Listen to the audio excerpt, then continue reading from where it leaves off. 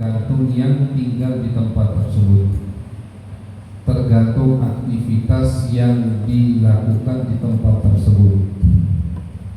Kenapa masjid tempat yang paling mulia di muka bumi ini? Karena di masjid kita sujud beribadah kepada Allah Subhanahu wa ta'ala. Kenapa pasar? Kebalikannya, tempat yang paling tidak mulia di dunia ini, karena di pasar banyak kemaksiatan, melanggar perintah Allah Subhanahu wa ta'ala. Tempat ini alhamdulillah tidak masjid namanya, tapi aktivitasnya alhamdulillah hampir seperti masjid. Di sini diadakan ta'lim qiraatil Quran, mendidik generasi masa depan, anak-anak yang akan insyaallah menjadi pewaris baginda Nabi Muhammad SAW. Diajarkan pada mereka Al-Quranul Karim. Ini termasuk wasiat dari Nabi Muhammad SAW. Khairukum man ta'allama al-Quran wa 'allamahu. Sebaik-baiknya kalian, kata Nabi, adalah yang belajar Al-Quran. Nabi dah stop.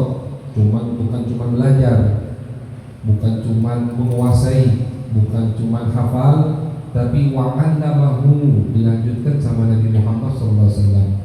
Sebaik-baiknya dari kalian adalah orang yang mempelajari Al-Quranul Karim dan mengajarkannya. Ini anjuran dari Nabi agar satu generasi mendidik generasi berikutnya untuk mencintai dan membaca, menghafal, menguasai Al-Quranul Karim. Khairukum, kata Nabi Muhammad SAW. Ini yang ngomong Nabi, bukan yang ngomong ulama, bukan yang ngomong misalkan umara, bukan yang ngomong sultan, tapi yang ngomong langsung Nabi Muhammad SAW. Bahwasanya kata Nabi, sebaik-baiknya dari kalian adalah yang mempelajari Al-Quran, yang menguasai Al-Quran, mempelajari Al-Quran dan mengajarkannya kepada generasi yang akan datang. Alhamdulillah, di tempat ini Al-Ustaz Hamdan, beliau banyak mendidik anak-anak untuk membaca dengan benar Al-Quranul Karim. Ini termasuk daripada wasiat baginda Nabi Muhammad SAW. Masuk wasiat dari Nabi, dan bukan hanya Al-Quran, alhamdulillah. Kita tahu di majelis ini, masya Allah, ada berapa majelis? 4 mungkin hampir 4 majelis, diisi dengan guru yang berbeda, materi tema yang berbeda. Kami di setiap malam Senin pekan keempat atau pekan ketiga, ada fleksibel dikit, agak tergantung jadwal, itu kita alhamdulillah membaca di sini ahadits syama'ilin Nabi SAW, hadis-hadis terkait dengan sejarah baginda Nabi Muhammad SAW. Ada Habib Umar, ada Habib Faris, ada Ustaz Zaki, masya Allah. Beliau dan jujur yang buat fakir semangat majlis ini itu ustadznya, Ustaz Hamdan. Kalau ustadznya lesu mungkin dah lama majlisnya, tapi beliau semangat. Baik Ustaz, kapan majlis? Jadi semangat. Ketika ada orang yang semangat untuk mendengarkan hadis Nabi Muhammad SAW, akhirnya yang nyampaikan jadi lebih semangat. Padahal kalau mau dikatakan malam Senin ini agak capek Al-Fakir ini, karena maghribnya di komperta pelaju ujung Nabi naik ke 50. Lumayan cukup capek, walaupun tidak capek, masih muda alhamdulillah. Cuma kalau mau dilihat jadwalnya memang itu cuma bisa hari. Yang membuat semangat beliau, bahkan masya Allah, Allah muzaki ahadan, beliau nyatet, masih bawa buku nyatet, karena kita lupa di mana belajarnya. Ustadznya yang ingat, Ustaz Hamdan ya, sampai sini Ustaz kemarin. Alhamdulillah, ini menunjukkan tempat ini insya Allah penuh dengan keberkahan dari Allah. Al-Quran dibacakan, hadis Nabi didengarkan, ilmu-ilmu yang lain dipelajari. Alhamdulillah, komplit sudah. Tinggal kita mau datang ke tempat ini, komplit sudah. Istilahnya maidahnya sudah kamilah, jamuannya sudah sempurna. Ada dagingnya, ada ayamnya, ada buah-buahannya, ada cuci mulutnya, semua ada. Tinggal kita mau datang atau tidak, mau dengar atau tidak, mau hadir atau tidak ke tempat seperti ini. Udah Allah siapkan. Allah siapkan Ustaz Hamdan, Allah siapkan tempatnya, Allah siapkan ustaz-ustaznya, kiai-kiainya, habib-habibnya. Alhamdulillah, ini nikmat Allah Subhanahu wa taala. Yang mana di akhir zaman ini sangat dianjurkan, bahkan berlipat-lipat sangat dianjurkan untuk kita selalu menghadiri majelis. Kalau bukan di tempat seperti ini, jujur ustaznya tidak ingat sama Allah. Kita kapan bisa khusyuk sama Allah? Kapan kita bisa lupa dengan dunia ini? Kalau bukan hadir di perkumpulan seperti ini. Kita pulang ke rumah sibuk dengan istri, bini baru sibuk, udah sibuk, apalagi bini lebih dari sibuk. Anak sibuk dengan anak, sibuk dengan tanggung jawab, sibuk dengan aktivitas. Banyak lalainya, walaupun lalai tadi tidak dalam atau terkait hal-hal yang diharapkan oleh Allah, tapi banyak lalai. Ketika kita hadir di perkumpulan seperti ini, secara otomatis kita akan khusyuk berzikir kepada Allah. Kita akan hati kita ini bergetar ketika mendengarkan pujian-pujian untuk baginda Nabi Muhammad SAW. Otomatis inilah nilai plus al-jamaah, nilai plus kita selalu bersama. Dan kalau kita perhatikan di dalam hadis-hadis baginda Nabi Muhammad SAW, itu banyak sekali Nabi selalu menganjurkan kita untuk berjamaah, bukan hanya di sholat 5 waktu. Kalau di sholat 5 waktu, coba kita buka, ada satu kitab hadis yang bernama At-Targhib wa Tarhib karya Al-Imam An-Munziri. Di situ beliau ketika menyebutkan bab sholat jamaah, semua hadis dari Nabi tentang sholat jamaah, faedahnya ini, pahalanya ini, keutamaannya ini, banyak dari Nabi Muhammad SAW. Hadis yang sangat sering kita dengar, sangat familiar sekali. Sholat berjamaah kata Nabi, beda pahalanya 25 kali lipat dengan orang yang sholat sendirian.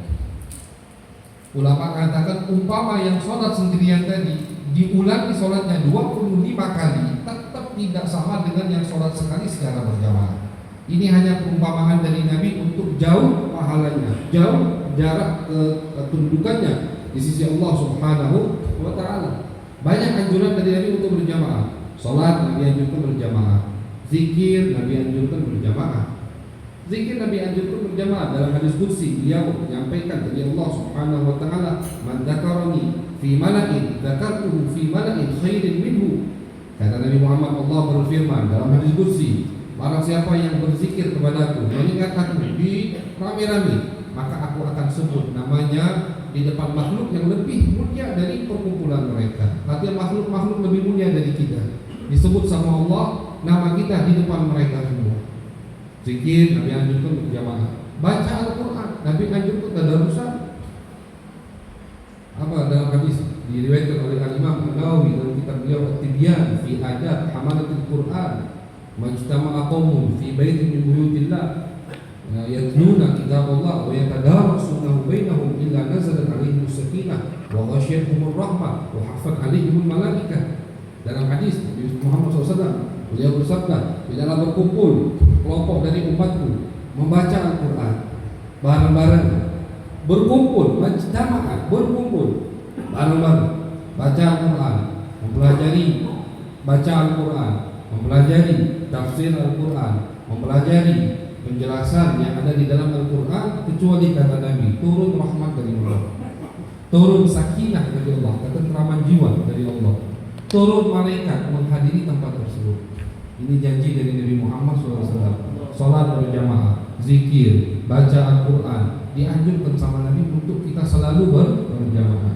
Kenapa kita ini selalu sama Nabi dianjurkan untuk berjamaah? Terkhusus di akhir zaman ini, beliau di hadis lain menyebutkan salah satu alasannya, kata Nabi besar Muhammad SAW, karena alaikum bil jamaah. Kata Nabi, kalian itu selalu harus berjamaah, ngumpul terus, kata Nabi, jangan dewek-dewek, jangan dewek. Makanya ulama salah satunya Al-Imam An-Nawawi beliau mengatakan, ini dikutip sama beliau kalau tidak salah dalam kitab Al-Adhkar beliau atau di syarahnya Ibn Allah mengatakan, mana yang lebih afdal, zikir sendirian atau zikir bareng-bareng, zikir sendirian atau zikir berjamaah. Kalau ada dua pilihan ini, maka yang harus kita pilih adalah zikir berjamaah. Tentu ulama menganjurkan ada waktu untuk kita sendirian bermunajat kepada Allah. Cuma umpama misalkan sekarang ini dari jam 8 sampai jam 10 misalkan, atau sampai setengah 10, lebih afdal? Kita di rumah dengan tasbih, dewean, atau kita hadiri undangan Ustaz Hamdan untuk duduk bersama di sini? Pilihannya cuma dua. Maka yang lebih afdal untuk kita hadir berjamaah di sini. Kenapa? Nabi sebutkan alasannya di dalam salah satu hadis beliau, alaikum bil jamaah, fa innama ya'kulul bi'mu minasyati al-qasiyata. Kata Nabi Muhammad SAW, kalian itu harus selalu berjamaah bareng, karena sesungguhnya kata Nabi, binatang buas itu akan memangsa domba yang jalan sendirian. Ya, kita kalau lihat di film-film itu kan binatang buas, itu kalau mangsa nyari domba atau kerbau apapun itu, atau kijang itu yang dewean. Kalau yang rame-rame berani deh. Walaupun dia raja utang misalkan, singa, udah berani. Tidak mau dia nyari masalah dengan rombongan domba. Tapi yang jalan sendirian, yang paling di belakang, yang paling telat, itulah jadi mangsanya binatang buas. Ini diperumpamakan sama Nabi Muhammad SAW dengan kita. Binatang buasnya adalah setan, iblis, dombanya kita. Kita kalau dewean, itu nak khusyuknya itu mungkin mulai zikirnya jam 9, khusyuknya jam 10. Itu kalau belum ngantuk. Baru ucap buka Al-Quran atau baru sekali muter tasbih, sudah datang setan. Tak akan dibiarkan kita untuk khusyuk kepada Allah. Baru mau zikir, mau rumah kita beli ini, baru zikir. Baru nak zikir, udah ganggu, tak jadi khusyuk. Baru nak zikir, HP atau telepon, macam-macam akabat, halangan-halangan untuk tidak bisa khusyuk kepada Allah. Dan semua halangan ini itu secara otomatis akan terhindari ketika kita berjamaah. Ketika kita berjamaah, kumpul di satu tempat, zikir bersama, menyambung tali silaturahim, otomatis semua halangan tadi akan dihindari, akan dijauhkan oleh Allah berkat berjamaah. Ini janji Nabi Muhammad SAW. Nah, jadi kata Nabi, domba itu makan binatang buas itu memangsa domba yang jalan sendirian. Maka yang jangan jalan sendirian, janganlah selalu berjamaah. Alaikum bil jamaah. Alhamdulillah kita berjamaah di sini. Tadarusan Qur'annya berjamaah, majlis taklimnya berjamaah. Semua ini insyaallah aktivitas yang sangat membanggakan dan menyenangkan hati bagi Nabi Muhammad sallallahu alaihi wasallam. Kita bersama para ulama, para kiai dan aulad kiai, para hafadzul Quran, para asatidzah. Ini satu momen yang sangat penting untuk kita menyambut bulan suci Ramadan. Ramadan itu kata ulama seperti tamu. Tamu itu kalau datang ke rumah kita sambut dengan hangat. Tidak perlu semua kita keluarkan semampunya. Tapi penyambutan yang hangat itu akan sangat terkenang pada tamu yang datang. Tidak akan bisa lupa tamu tadi. Oh, Ustaz Hamdan luar biasa penyambutannya, sangat hangat beliau menyambut. Ramadan kata ulama itu seperti dhaif, seperti tamu. Pengen kita dikenal sama Ramadan, pengen kita dapat banyak manfaat yang Allah turunkan di bulan suci Ramadan, itu tergantung penyambutan kita. Kalau nyambutnya dengan semangat, antusias, penuh dengan penghormatan, maka insya Allah Ramadan akan banyak memberikan manfaat, berkat, macam-macam untuk kita. Nah, ini salah satu termasuk cara kita menyambut bulan suci Ramadan. Menyambut bulan Ramadan itu bukan cuma niatkan sibuk di kota, mau mulai kuliah, mau masuk bikin ini macam-macam. Bukan apa-apa, itu mana dunia Allah halalkan untuk kita. Jangan lupa nyambut bulan suci Ramadan dengan membersihkan hati kita, kembali bertaubat kepada Allah, gawe-gawe yang benar tinggal dari sekarang. Sholat mulailah lebih rajin, Al-Quran, Al-Quranul Karim. Jangan pas malam terawih niat baru Al-Quran dibersihkan baru debuan kalau soalnya. Ngapa debuan kalau tak pernah dibaca? Tidak. Bulan sebagai bulan Syawal, Nabi sudah sangat anjurkan untuk kita banyak baca Al-Quran dari bulan Syawal. Abu Sayyid Muhammad Alawi Al-Maliki itu beliau punya kitab Madza fi Syawal. Ada apa di bulan Syawal? Di situ beliau sebutkan salah satu amalan yang sangat dianjurkan oleh Nabi Muhammad SAW di bulan Syawal adalah qiraatul Quran. Jadi bukan pas malam Ramadan yang baru kita mulai Al-Fatihah Alif Lam Mim. Jangan. Dari sebelum itu sudah mulai istiqomah, rutinkan biasakan untuk banyak baca Al-Quran agar ketika Ramadan masuk sudah terbiasa kita untuk membaca Al-Quran. Al-Quranul Karim, ma'dumatullah, tadi jamuan Allah. Kata Nabi Muhammad, silakan yang mau banyak makan dari jamuan Allah, ya berarti banyaklah baca Al-Quran. Dan alhamdulillah ini salah satu cara untuk kita menyambut bulan suci Ramadan, digabung sekalian dengan ikhtitam aktivitas setiap malamnya ada majlis taklim, dan ini ikhtitam tawakufan sementara, karena insya Allah lanjut habis lebaran, habis lebaran lanjut, dan bulan Ramadan pun ada aktivitas, bukan kosong. Bulan Ramadan ada tadarusan, ada masya Allah aktivitas di tempat ini, alhamdulillah, sehingga insya Allah bulan Ramadan datang, bulan Ramadan selesai, kita makin dekat dengan Allah Subhanahu wa Ta'ala. Penyambutan yang hangat dari kita untuk bulan suci Ramadan mudah-mudahan berkenan pada bulan suci Ramadan, sehingga banyak yang kita terima hadiah dari bulan suci Ramadan. Amin ya rabbal alamin. Allahumma ja'al jam'ana hadza jam'an marhuma wa tafarraqana min ba'dihi tafarruqan ma'suma wa la taj'al fina wa la ma'ana wa la ilayna shaqiyyan wa la mahruma.